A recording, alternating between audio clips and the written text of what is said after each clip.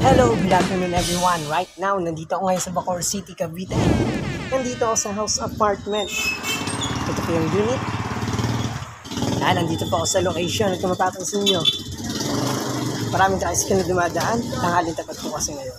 Hello, good afternoon everyone. Right now, nandito ako ngayon sa Bacoor City, Cavite. May nabisita na naman ako. May na-check na naman akong house apartment. Ito pong building na to, meron po diyang unit. Nandito po ako ngayon sa location sa Bacoor City, Cavite. Ito po yung subdivision, kung mapapansin nyo, community. Tanghaling tapat po ngayong araw, mainit. So, yan. Mapapansin nyo, malawag yung kalsada, naka one-side parking, good community, inside subdivision, and flood-free location. Ang location pala nito, malapit lang sa highway. Ayan, walking distance lang papunta sa highway. Meron ding school na malapit. Maraming school na malapit. Elementary, high school, and college, mga public lang, walking distance lang.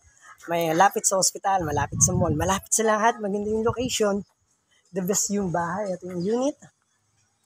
Ayan guys, house apartment po yan sa Bacoor City, Cavite.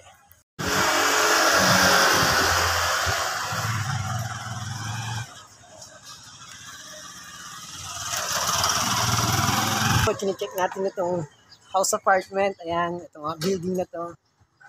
Ayan, ito yung papunta din sa may isang phase pa. Dito naman yung papunta sa may labasan, papunta sa may highway, walking distance lang. Dito naman isang phase lang din ulit.